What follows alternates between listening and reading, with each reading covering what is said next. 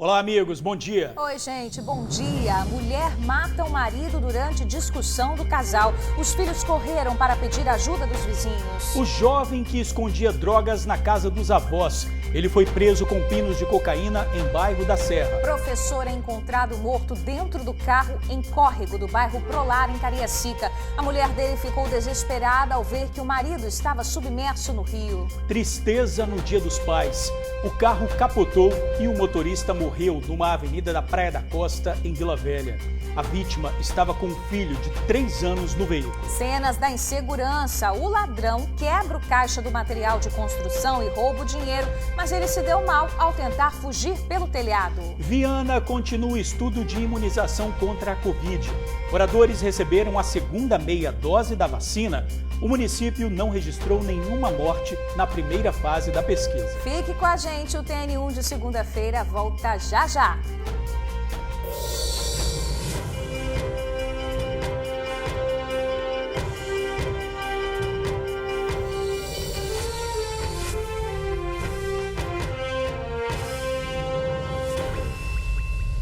Agora 11h45, estamos de volta. Um homem foi morto dentro de casa em Barra Mares, Vila Velha. Os vizinhos contaram que foi a própria mulher dele que fez isso. Depois de uma discussão, ela teria dado uma única facada na região do pescoço da vítima.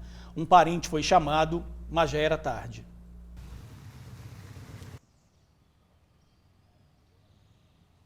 O crime aconteceu no primeiro andar desse prédio que fica na avenida principal de Barra Mares. Foi por volta da meia-noite.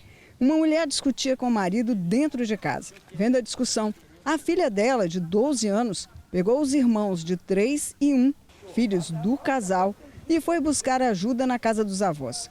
O padrasto foi quem atendeu a menina. Eu estava dormindo, quando eu acordei foi com o barulho da neta da minha esposa chamando no portão, que eu vim ver. Ela falou que ele estava brigando. Segundo familiares, a mulher saiu daqui correndo pelas ruas do bairro, dizendo que tinha matado o próprio marido.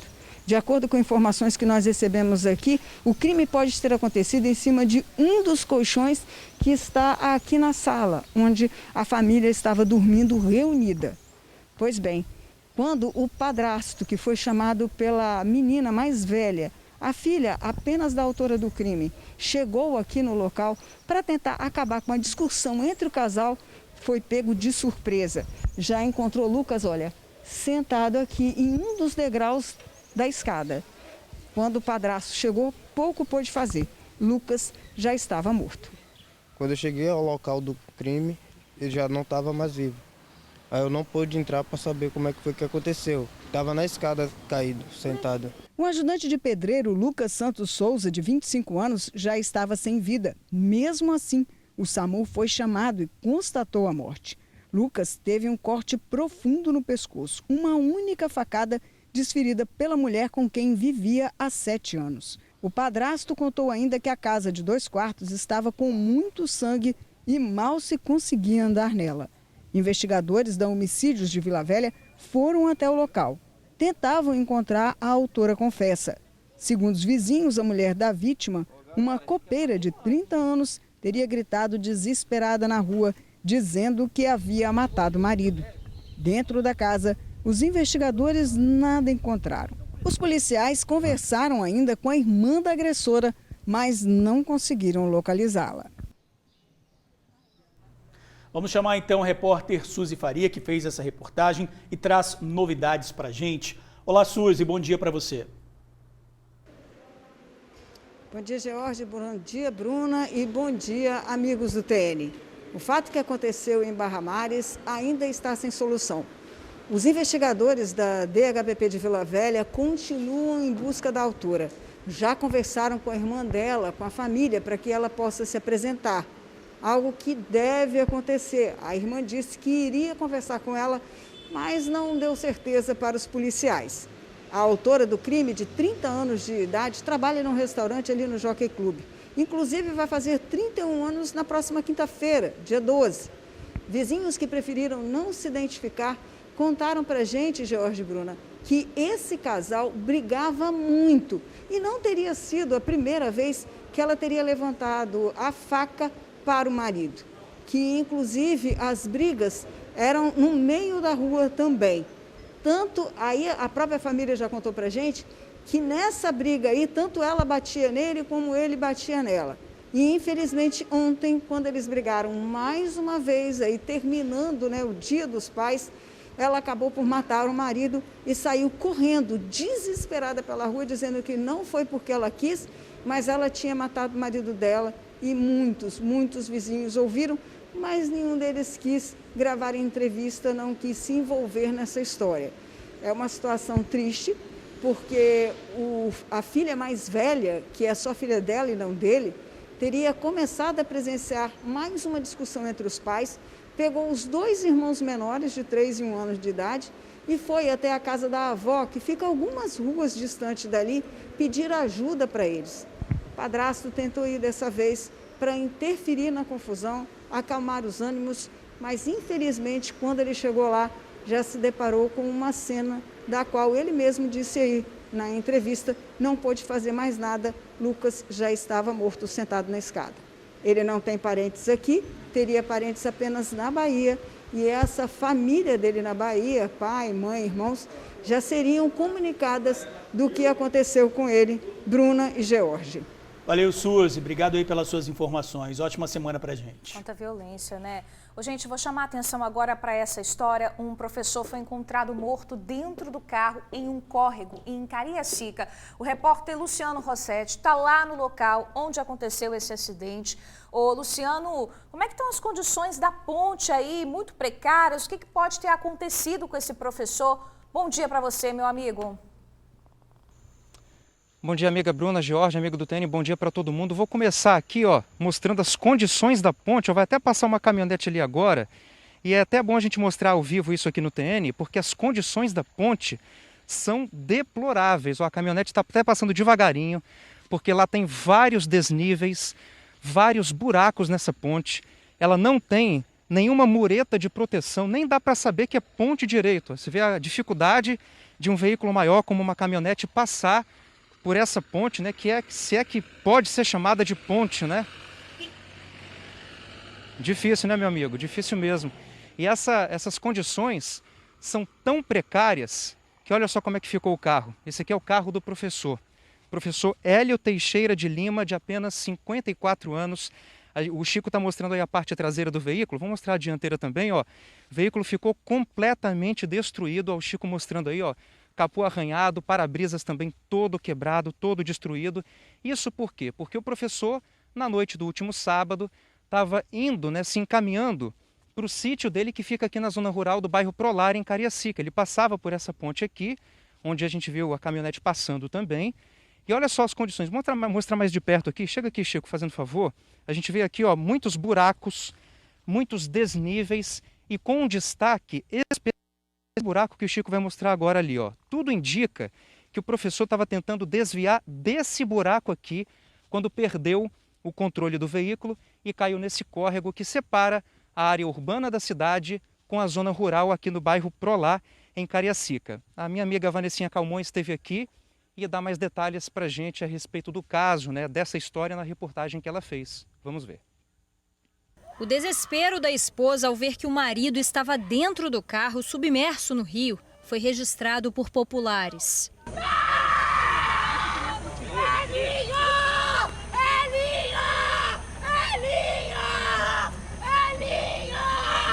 Hélio Teixeira de Lima, de 54 anos, professor de História, perdeu o controle do veículo ao passar por essa ponte que liga a zona rural e a zona urbana do bairro Prolar, em Cariacica. O carro em que estava caiu no Rio Grande. O professor não conseguiu sair do veículo. De acordo com familiares, o professor estava morando no sítio que fica logo depois aqui da ponte, em Prolar, Cariacica, desde o início da pandemia. Ele tinha o costume de passar pela ponte praticamente todos os dias. No sábado à noite, acontecia uma festa de aniversário do filho do professor, que tinha acabado de fazer 7 anos. Logo depois dessa festa, por volta das 6 da noite, o professor teria saído de carro e passado aqui por essa ponte. Essa teria sido a última vez que ele foi visto pelos familiares. Logo depois, ninguém mais teve notícia. A família passou a noite inteira procurando pelo professor, mas o veículo só foi encontrado no domingo pela manhã. Quem encontrou o carro foi esse vaqueiro. 7h30 eu desci para soltar os animais aqui no pasto. Aí vi um carro ali pro lado de baixo. Aí a mulher dele logo em seguida chegou, perguntou: "Você viu Elinho por aí?" Eu falei: "Não." Aí ela subiu para lá. Eu fui, chamei o senhor de idade dali. Falei: "Seu João." Já estavam procurando ele, então? Já estava procurando desde ontem.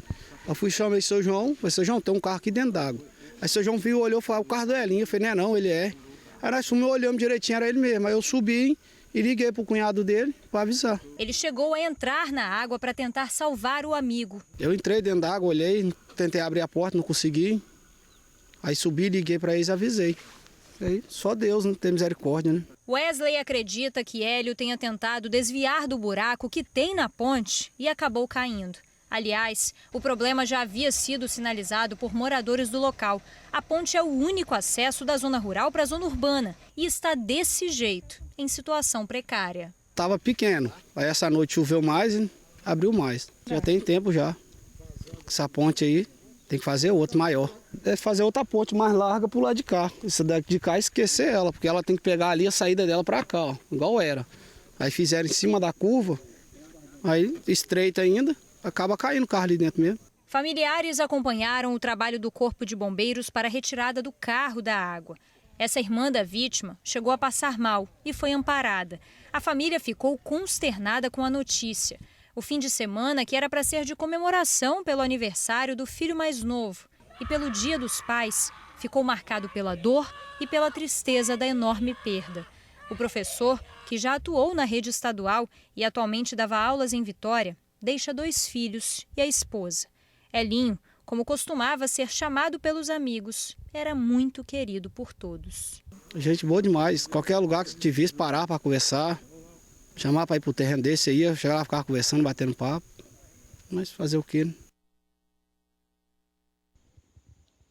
Pois é, que situação lamentável, né? Estou aqui com a nota da Prefeitura de Vitória e a Prefeitura de Vitória disse que lamenta muito a morte do professor Hélio, de 54 anos, e ressalta também que ele trabalhou em várias escolas do município, inclusive na educação de jovens e adultos, e presta também condolências aos familiares, amigos e instituições nas quais o professor Hélio trabalhou.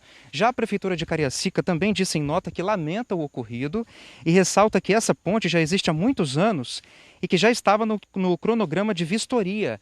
Uma vistoria foi feita na manhã desta segunda-feira com o objetivo de trazer melhorias para essa ponte. Vou pedir mais uma vez para o Chico mostrar, ó, as condições da ponte. Claro que em nota também a Prefeitura disse, de Cariacica, que vai aguardar a apuração da Polícia Civil sobre a causa do acidente. Mas só que, como a Vanessinha mostrou, todas as pessoas que estavam aqui, que presenciaram a cena, que vieram para cá depois, disseram que o professor tentava passar com esse carro, com o veículo dele, né? Ele seguia lá para o sítio que ele tinha aqui no bairro Prolá, em Cariacica, na zona rural, e ele não conseguiu desviar direito daquele buraco maior. Disse que esse buraco aqui ele é muito antigo, viu? Os moradores reclamaram disso na reportagem da Vanessinha, inclusive. Ó. Esse buraco ele é muito antigo e devido às chuvas que caíram, a gente vê que o solo está molhado aqui, né? Ele acabou, talvez por conta disso, aumentando. Mas, de qualquer forma, com buraco ou não, essa ponte precisa muito ser uma ponte de verdade, né? Bruna e George, volto com vocês. Pois é, ô Luciano, além de ser uma ponte de verdade, você está mostrando todas as imagens aí ao vivo do lugar e até agora eu não vi uma sinalização para o perigo desse buraco. Tem essa sinalização aí ou eu não consegui ver durante a sua cobertura aí?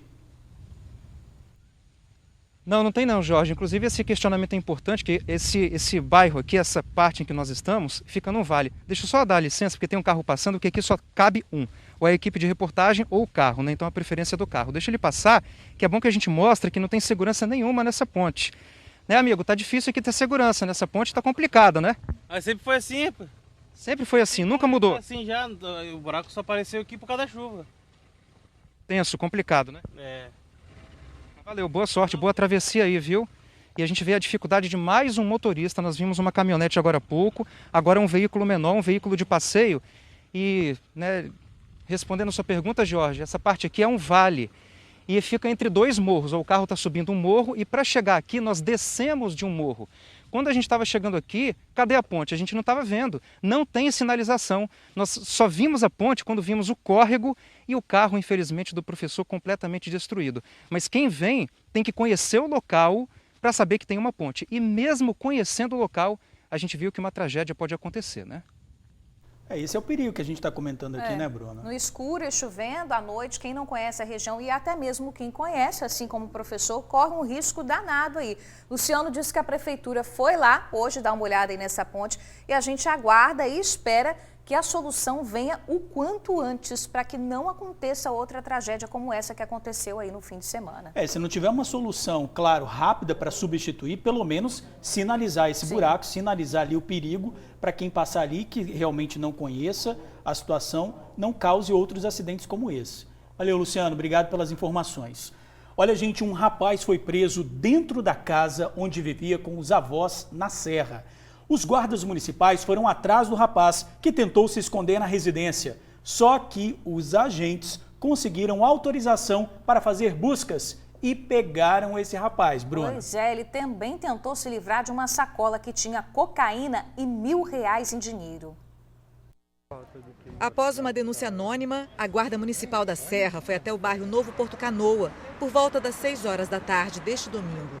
Na residência, flagraram Vinícius Agostinho Silva, de 23 anos, com pinos de cocaína e dinheiro. Segundo a Guarda Municipal aqui da Serra, Vinícius mora com os avós e foi a avó que liberou a entrada da equipe. Durante a abordagem, ele estava com 5 pinos de cocaína no bolso. Já o restante da droga foi encontrado em uma sacola, jogada no chão, logo na entrada da residência. Quando a gente chegou lá, a gente conseguiu pegar o flagrante dele no portão, entregando a droga. E assim que ele viu, ele tentou se evadir para dentro da casa, ele correu para dentro da casa e ele mora com a avó, que já é uma idosa. A avó que não gosta disso, na verdade ela desconfiava, mas ela não tinha certeza. Na sacola estavam os outros pinos de cocaína e R$1.110 em dinheiro.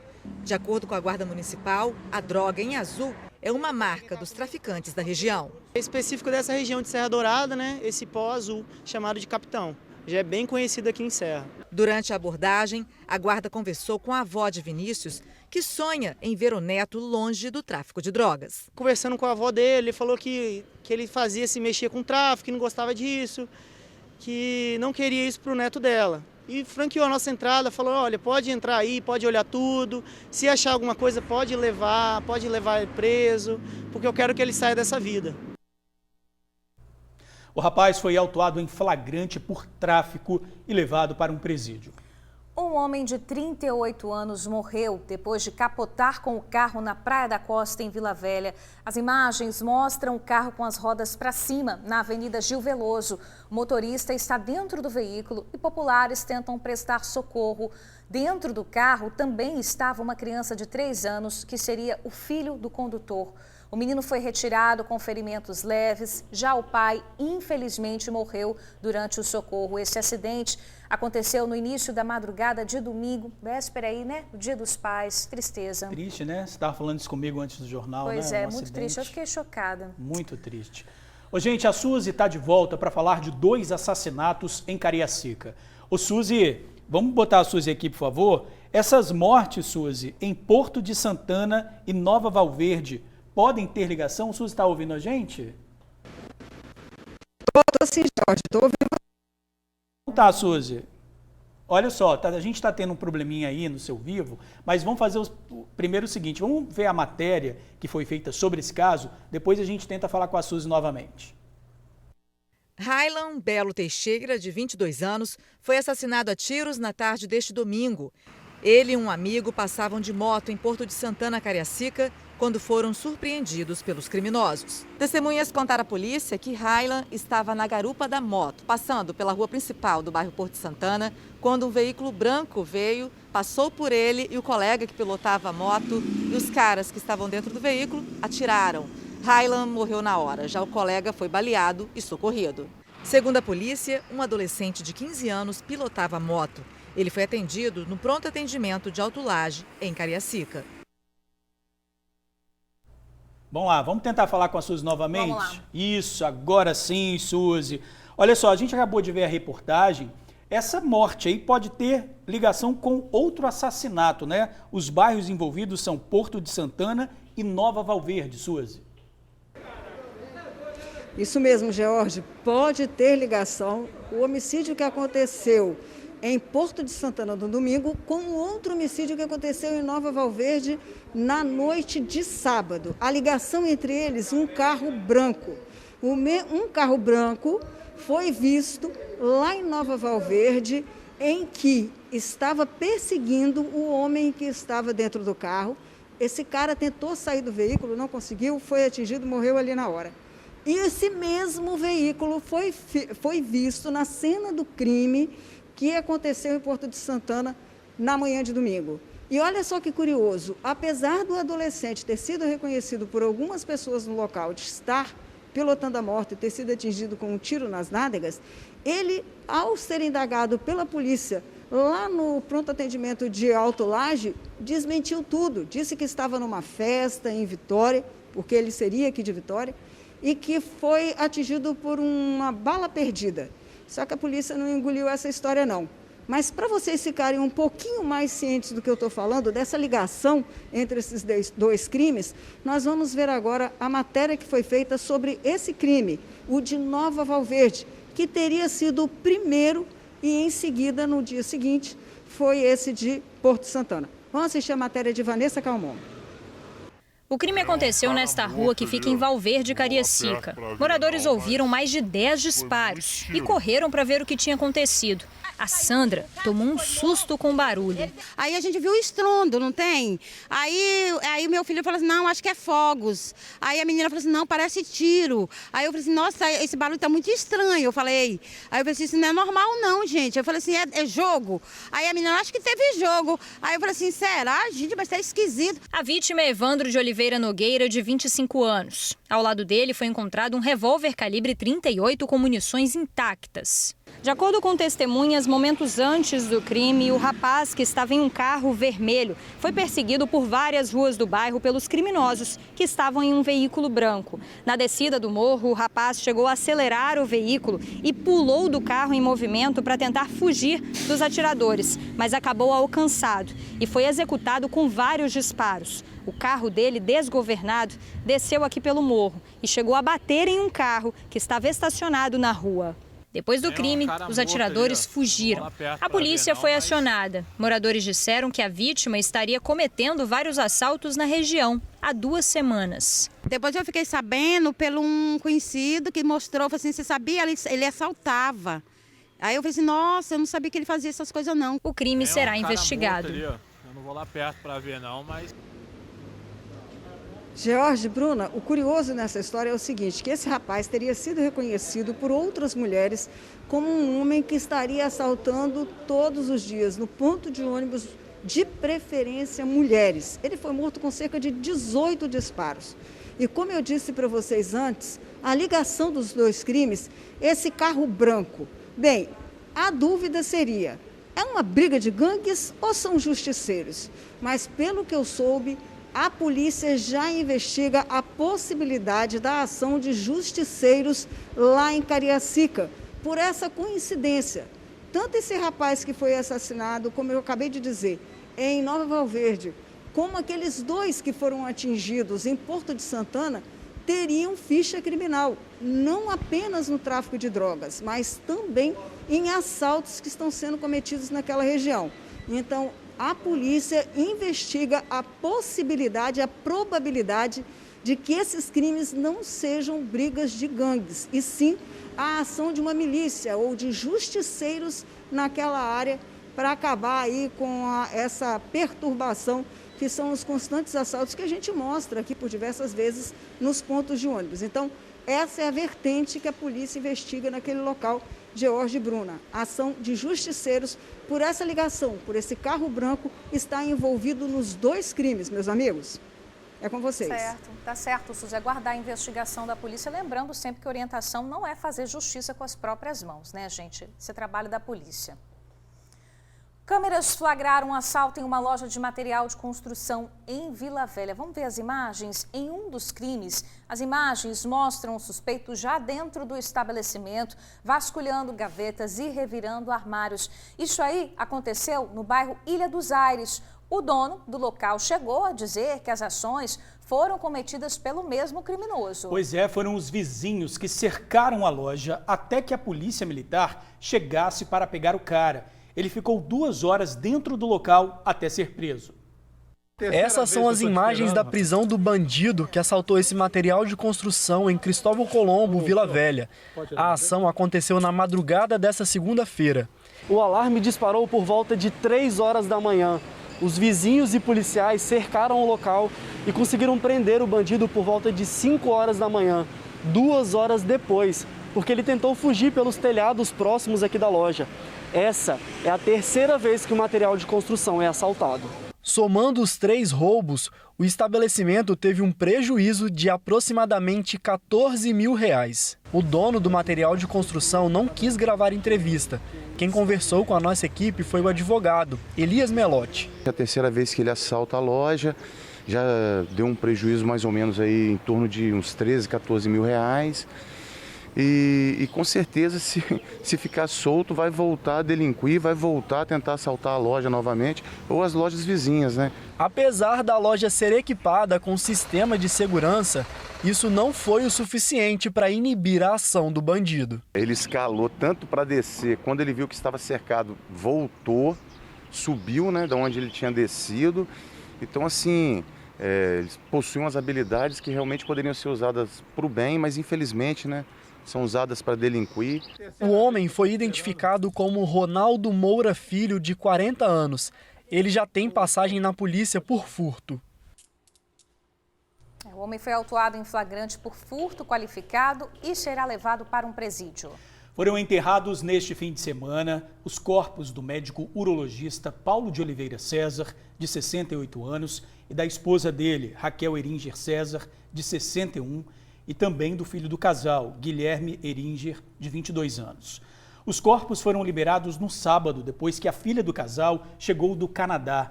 Ela esteve com familiares no Departamento Médico Legal em Vitória, mas não quis conversar com a imprensa. O velório e o enterro aconteceram a portas fechadas, a pedido da família. A tragédia aconteceu na semana passada no apartamento da família, que fica na Praia da Costa, em Vila Velha. Guilherme teria assassinado os pais a facadas durante a noite. Depois do crime, o rapaz tirou a própria vida. No local, um cenário macabro foi encontrado. Cruzes de cabeça para baixo, pintadas com tinta vermelha, nas paredes.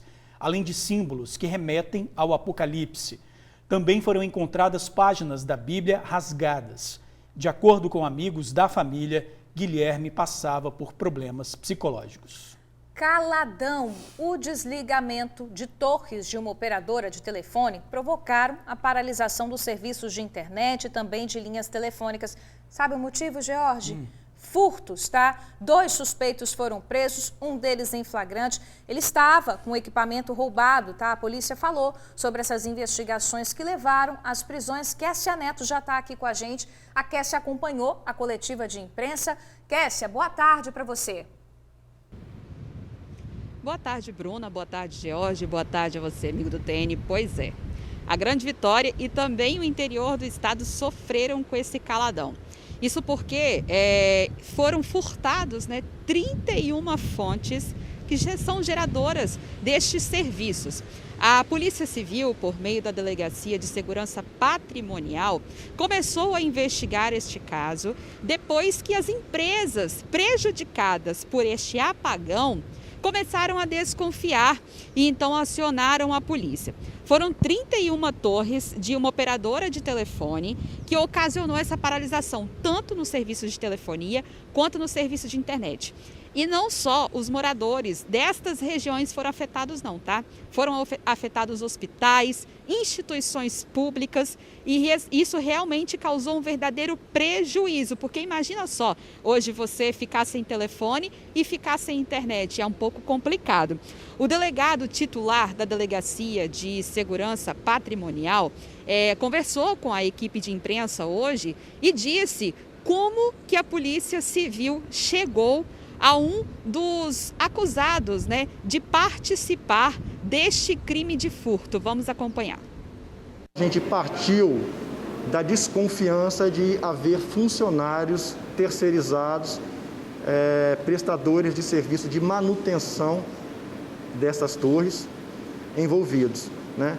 É interessante que partimos aí de uma foto de perfil de WhatsApp, que ao fundo aparece um armário que é utilizado, é chamado de APM, é utilizado para conter e manter trancado essas fontes subtraídas das torres. Essas fontes são fontes retificadoras, né? Elas têm a função de agir como um transformador, ou seja, elas transformam energia de 110 volts e 220 para 48, permitindo assim o funcionamento da telefonia, bem como da transmissão de internet. Chegamos a esse funcionário que estava na posse desse armário, ele confessa, indica que há outros funcionários também nesse esquema criminoso, nessa associação criminosa, e nos indica quem seria o principal receptador desse material aqui no estado. Esse indivíduo, então, no dia 3 do mês corrente, foi diligenciado à sua residência e encontrado na posse de 4 dessas fontes, cada uma avaliada em cerca de R$25 mil. Bom, vocês puderam acompanhar aí a fala do delegado. Agora, para simplificar para você que está aí em casa nos assistindo, a dinâmica deste crime acontecia da seguinte forma. Estes rapazes são prestadores de serviço de uma empresa de telefonia. Eles trabalhavam de forma terceirizada. O que acontecia? As empresas contratavam esses rapazes para realizar a troca destas fontes. Eles iam lá, realizavam a troca dessas fontes e horas depois eles voltavam e retiravam essas fontes instaladas, substituindo por fontes de valores inferiores. Agora nós vamos raciocinar o seguinte: até o presente momento, de janeiro a este mês, a polícia identificou cerca de 31 fontes que foram furtadas. 31 fontes, cada uma avaliada em R$25 mil, a gente estima aí um prejuízo de cerca de R$775 mil. Um homem de 32 anos, ele foi preso, só que ele teve a prisão preventiva concedida por audiência de custódia, porque já estava fora do flagrante. Um outro homem de 26 anos foi detido em flagrante e, de acordo com a Polícia Civil, este homem já tem passagem pela polícia por este mesmo crime. Ele é acusado de roubar uma quantidade significativa de baterias de uma grande empresa aqui do Espírito Santo. Ainda de acordo com a polícia, 6 funcionários foram identificados por participação nesse crime, sendo 4 deles, a polícia já está apurando, né, a situação dos 4 aí dentro dessa participação toda, e a polícia acredita ainda que possa sim existir a participação de mais funcionários neste caso. É complicado porque eles deixaram um prejuízo de cerca de R$775 mil, prejudicaram hospitais, moradores aqui na Grande Vitória e também no interior do estado. Bruna, George, difícil, né? Prejuízo e transtorno, né? Até o hospital ficou com dificuldade no funcionamento da internet, quer dizer, um transtorno geral. Kessia, obrigada aí pelas informações, tá? Bom trabalho. Olha, gente, vamos falar agora de um crime. Em Vila Velha, mãe e filho foram assaltados por motociclistas que fingiram ser entregadores de aplicativo. Eles se aproveitaram de um quebra-molas para agir. Durante a abordagem, o adolescente chegou a ser puxado de dentro do carro pelos criminosos e os bandidos atiraram. 6 horas da noite de sábado, quando mãe e filho sofreram uma tentativa de assalto no bairro Rio Marinho, em Vila Velha. Os indivíduos estavam em 2 motocicletas e se passavam por entregadores de aplicativo. Eu estava chegando na descida dos Laranjas, ali no Eucalipto. Aí quando eu estava passando no quebra-mola, reduzi a marcha, aí estava passando os 2 motoqueiros. Porém, esses 2 motoqueiros tinham 4 elementos nele. Desses 4 elementos, 2 estavam armados. Eles chegaram, bateram no meu vidro, um me cercou. E eles estavam com a caixinha da iFood, né? Uma caixa laranja e outra da caixinha verde. Porém, eles são uma moto Bros branca e a outra moto é uma moto vermelha. Eles passaram um pouquinho e o outro, que rendeu o meu filho, abriu a porta do carro, tentou atirou na gente, enfim, né? Aí disse que eles atiraram na gente, eu consegui ligar o carro e sair. Ela reagiu no impulso, isso porque estava preocupada com o filho de 16 anos, que chegou a ser puxado pelos bandidos. Segundo ela, não teria reagido dessa forma se estivesse sozinha. Saí desesperada, com a porta do carro aberta. Eu sei que a gente não devemos reagir, mas coração de mãe, você sabe como é que é, né? Mãe e filho estavam passando por essa rua, já bem próximos de casa, quando foram surpreendidos por 2 motocicletas. A vítima ainda disse que esses motociclistas roubaram um Gol branco e uma moto na região. Essa mulher, que não quis mostrar o rosto, é moradora do bairro há 42 anos. A falta de segurança por aqui é muito grande. Acontece o tempo todo aqui, né? Muito recorrente. A gente até tem medo de sair na rua depois de certo horário. Primeiro que aqui não tinha muita iluminação, agora que colocaram, porque já foi roubado, né? Os fios aqui. E a gente tem medo, a gente chega depois das 6 horas, não quer sair, não quer entrar. Se quer alguma coisa tem que pedir, ninguém sai de casa. Na semana passada, nós mostramos aqui no TN uma sequência de assaltos com um motociclista que também se passava por entregador de aplicativo. Ele agia na região da Grande Goiabeiras. Marcos da Rosa Barbosa foi preso em flagrante, identificado pelas vítimas e levado para o presídio de Viana. A Polícia Civil orienta que a vítima registre um boletim de ocorrência para a investigação do caso. Vamos dar uma pausa na ronda policial agora para falar sobre a pandemia no Espírito Santo. Em Linhares, no norte do estado, tem enfermaria de Covid-19 vazia pela primeira vez desde o início da pandemia. Vamos ver. As imagens já falam por si só. A enfermaria do Hospital Geral de Linhares, criada especialmente para receber pacientes com Covid-19, está vazia. Para comemorar, os funcionários do hospital fizeram um vídeo em que mostram os leitos sem pacientes em todas as alas. Depois de vermos tantas imagens angustiantes de leitos lotados, pacientes em estado grave aguardando por vagas, o número de casos confirmados e internações aumentando a cada dia, ver a enfermaria de Covid do hospital vazia é uma cena que traz mais esperança. Muita esperança mesmo, né? Até o momento, Linhares já vacinou mais de 111 mil pessoas. Bom ver essa cena, né, Bom Bruno? demais, né? Mas é bom a gente lembrar também que a pandemia, infelizmente, continua, né? Mais 4 mortes por complicações causadas pela Covid-19 foram registradas aqui no Espírito Santo nesse domingo. Vamos para o nosso painel, porque ele já tem aí 11.980 óbitos confirmados desde o início da pandemia, 546.894 pessoas foram contaminadas pela Covid-19. Em relação à imunização, né? Vamos ver como é que está aqui o nosso vacinômetro. Mais de 2 milhões conseguiram receber a primeira dose da vacina, enquanto 918.917 receberam a segunda dose. E tem notícia boa, tá? O governador do estado, Renato Casagrande, anunciou hoje de manhã a chegada de mais de 80 mil doses de vacina aqui no estado. As doses devem chegar ainda nessa segunda-feira. O governador não especificou que vacinas vão ser enviadas aí pelo Ministério da Saúde, mas afirmou que assim que os imunizantes chegarem, eles vão ser distribuídos aos municípios. Vou fazer o seguinte, tem muitas novidades sobre agendamento de Covid nessa segunda-feira aqui nos municípios da Grande Vitória. Vou passar rapidamente para quem está em casa ficar atento aí aos agendamentos, tá? Vila Velha, atenção, principalmente aí para os novinhos que estão precisando marcar a vacina, assim como eu, tá chegando, espero que eu consiga hoje. É o seguinte, hoje, para quem tem a partir de 29 anos, Vila Velha já abriu esse agendamento 11 horas da manhã. Entra lá no site para ver se ainda tem vaga disponível. Quem tem entre 27 e 28 anos vai poder fazer o agendamento em Vila Velha às 14 horas, 2 horas da tarde.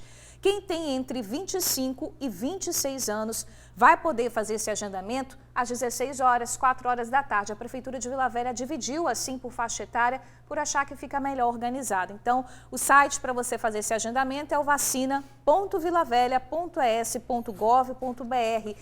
Cariacica também anunciou a abertura de agendamento hoje a partir das 14 horas, 2 horas da tarde. Quem tem 25 anos ou mais vai poder fazer esse agendamento na Prefeitura de Cariacica. Além disso, 3 mil vagas para quem precisa ir da segunda dose das vacinas Coronavac, Pfizer e AstraZeneca. Prefeitura de Vitória. vai abrir hoje, 1h da tarde, 13 horas, a primeira dose para os trabalhadores industriais conseguirem agendar a vacina. O site da Prefeitura de Vitória é o agendamento.vitoria.es.gov.br. Tem informação também sobre agendamento na Serra. Serão disponibilizadas hoje 4.840 doses e vão poder agendar aí pessoas com 30 anos, gestantes, puérperas, trabalhadores da educação e mais um bocado de gente. Entra lá no site da Prefeitura da Serra para você fazer o seu agendamento. gti.serra.es.gov.br/saúde. Por enquanto, Viana, não há agendamento previsto para hoje, tá? Para vacinação da segunda dose padrão contra a Covid-19. E a Prefeitura de Guarapari também vai abrir agendamento hoje, segunda-feira, dia 9, a partir das 4h30 da tarde. É o terceiro agendamento para as pessoas que têm aí a partir de 26 anos. Então, entra aí no site da Prefeitura de Guarapari, guarapari.es.gov.br. Agendamento pra caramba pra gente iniciar a nossa semana aí. Graças a Deus. Graças a Deus. Ô, gente, já que a gente está falando de vacinação, né? O domingo foi de imunização com a segunda meia dose da AstraZeneca na população de Viana. É o início da segunda fase do estudo Viana Vacinada. Para marcar o começo dessa segunda fase, um evento reuniu autoridades. Pesquisadores apresentaram os resultados da aplicação da primeira meia dose. E a notícia é boa, nenhuma morte foi registrada entre a população que tomou a vacina. Fabrício aproveitou o domingão de Dia dos Pais para completar a imunização contra a Covid-19. A tendência é sempre melhorar mais, né? Ter essa imunidade aí para a gente estar dia a dia na rua. Tá feliz? Graças a Deus. Como é que vai ser o Dia dos Pais hoje? Bem, né? Com a família, em casa. Ele é um dos voluntários do estudo Viana Vacinada, que começou a segunda fase neste domingo. A imunização com a segunda meia dose da AstraZeneca na população do município aconteceu das 7 da manhã às 5 da tarde. Um dos pontos foi esta escola municipal, que fica no bairro Marcílio de Noronha. No início da manhã, moradores registraram uma longa fila de espera, mas poucas horas depois, a situação já havia sido controlada. E enquanto a população corria para se vacinar, a poucos metros da escola, uma solenidade marcava o início dessa segunda fase. A Luciana foi imunizada durante o evento. Para mim é uma questão de segurança, me sentir segura, uma questão de ser uma decisão para minha própria saúde. Então foi importante, eu quis participar.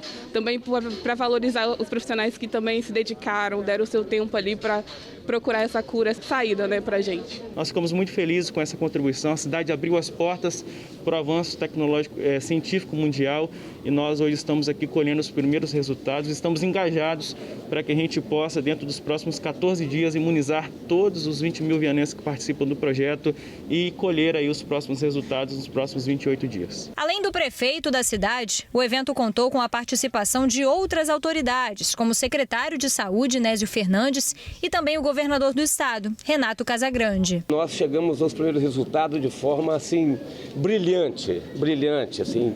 Ninguém perdeu a vida depois de ter recebido a primeira meia dose da vacina após 28 dias de ter recebido. Então, já por isso já todo o esforço nosso aqui já valeu a pena. A aplicação de meia dose da vacina AstraZeneca é um estudo desenvolvido pela Universidade Federal do Espírito Santo. Participaram desse estudo cerca de 61% dos moradores de Viana que têm idades entre 18 e 49 anos, o que representa cerca de 20 mil pessoas. Depois de 28 dias da aplicação da primeira meia dose, 507 pessoas foram submetidas a um estudo imunológico que comprovou a presença de anticorpos. Nessa primeira fase, fase 1, esses resultados preliminares são referentes à imunogenicidade, ou seja, qual foi a capacidade da primeira meia dose induzir uma resposta imunológica e produção de anticorpos neutralizantes, que são anticorpos protetores. Então, dentre aqueles indivíduos que não tinham anticorpo no início da vacina, antes da vacinação, 88,3% desenvolveram anticorpos em níveis protetores. Outro resultado que chama a atenção é o número de casos na cidade. Houve uma redução considerável depois da aplicação da primeira meia dose e nenhum óbito foi registrado. Houve uma redução de 85% do número de casos notificados e confirmados de Covid na cidade, se a gente comparar desde o pico da pandemia em abril para agora. Desses casos que foram confirmados após a vacinação, não houve nenhum óbito. Agora, a expectativa é pelo resultado da completa imunização. É muito provável que a gente alcance uma taxa de soroconversão próxima a 100%, quando houver a segunda dose, e mais do que alcançar uma soroconversão em toda a população, nós termos também uma duração da resposta. Então, a duração da resposta é maior quando ocorre a segunda dose. A gente sabe que muitas pessoas ainda no mundo não tiveram acesso a uma dose de vacina e esse estudo é importantíssimo para que dê essa contribuição. A gente sabe que mudando o esquema vacinal, mudando o Plano Nacional de Imunização, a gente pode dobrar a nossa capacidade de imunização, reduzir aí os custos de produção de vacina e o tempo em que a vacina vai chegar ao braço das pessoas e trazer mais proteção e segurança.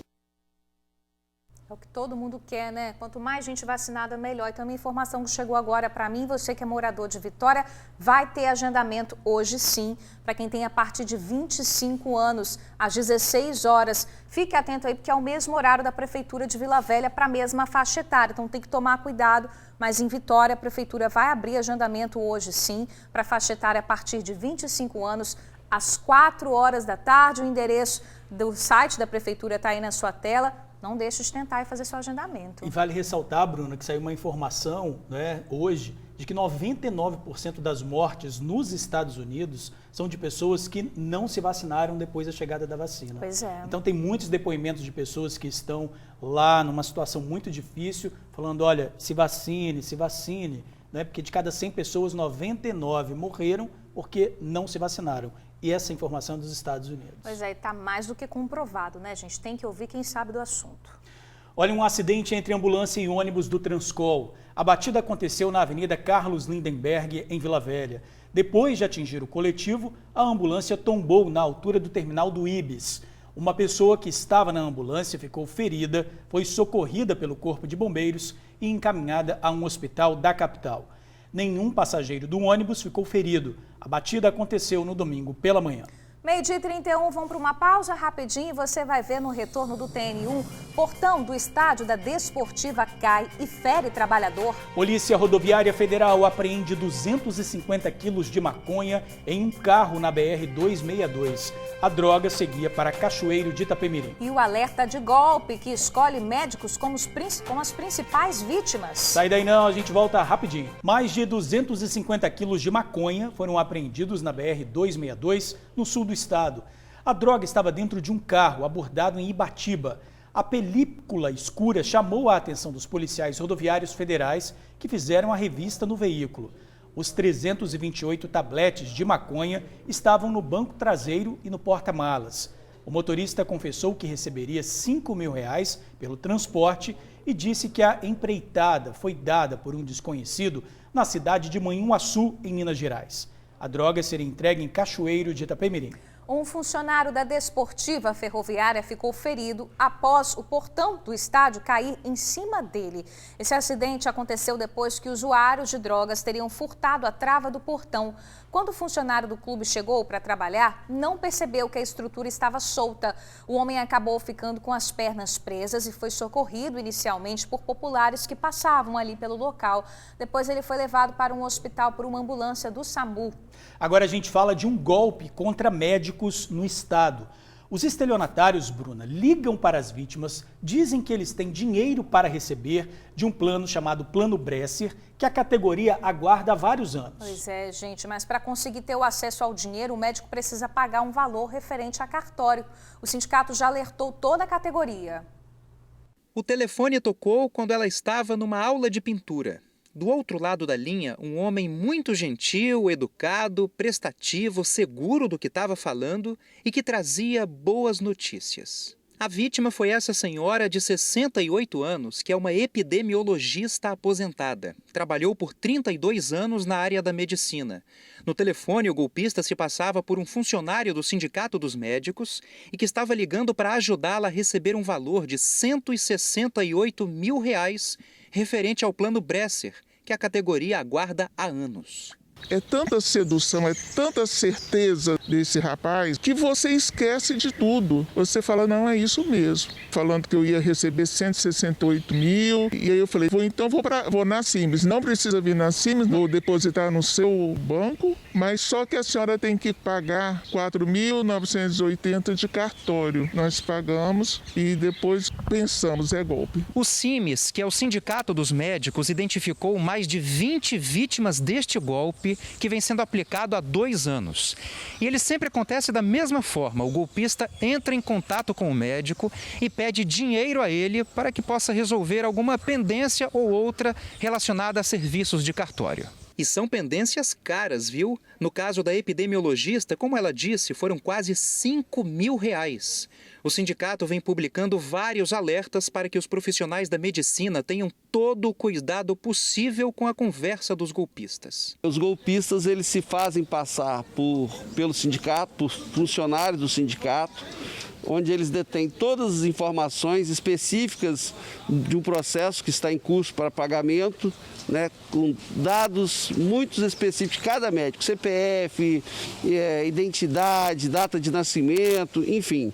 E aquilo gera uma sensação de confiança, né? Os médicos já sabem que existe esse crédito, porque esse processo já tem décadas que está em curso e chegando agora no momento próximo ao pagamento. Então, eles se utilizam disso e ainda pedem dinheiro como se fosse custas cartorárias, enfim. Esses casos foram parar na polícia e o advogado do sindicato está correndo atrás do prejuízo para ajudar as vítimas. Mas o sentimento de frustração por ter caído num golpe, a médica não consegue esquecer e agora está desconfiando de tudo. Me sentiu, vulnerável, com muita raiva de não ter pensado naquele momento no que a Simes tinha alertado. Saí disso tudo com medo de tudo. Tanto que na hora que vocês falaram dessa entrevista, falei, será que é um outro golpe? Será que é um outro golpe?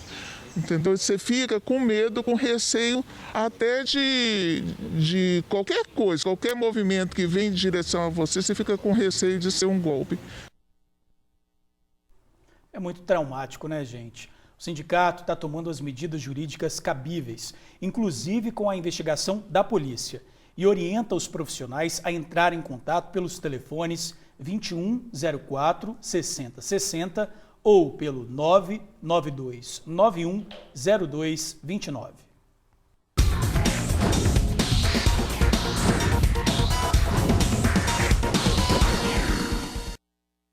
O Brasil inteiro, mas principalmente a cidade de Nova Venécia, está em festa, né? O capixaba Richarlison garantiu, junto com a seleção brasileira de futebol, o ouro olímpico em Tóquio. Coisa boa, né?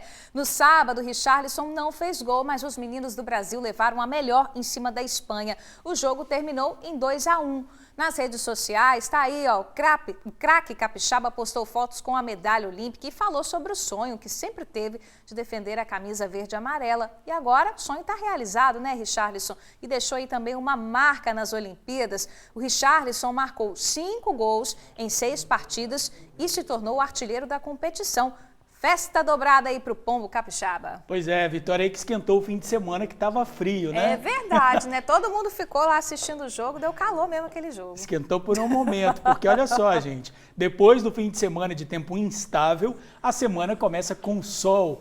A temperatura aumenta ao longo desta segunda-feira, hein, Bruna? Mas algumas regiões capixabas podem ter chuva rápida, tá? Inclusive aqui na Grande Vitória. Então, atenção. Na capital do estado, a temperatura mínima é de 17 e a máxima de 25 graus. Resumindo, o friozinho continua. Continua por aí, não larga a gente. Gente, lembrando que você que está assistindo a gente pode acompanhar o TN pelo celular e toda a programação da TV Tribuna ao vivo. Você já está vendo aí, hein? Olha aí, gente. Ao vivo. É só entrar no nosso portal de notícias e clicar no link que está na tela. É um link coloridinho com as cores do SBT, tá bom? É só clicar nesse link que você vai assistir toda a programação da TV Tribuna ao vivo. Link coloridinho não é difícil achar não, né, gente? Hora de encerrar o TR1, 12h42. Excelente semana pra gente. Valeu, gente. Obrigado pela companhia, pela audiência de sempre e a gente espera amanhã. Tchau.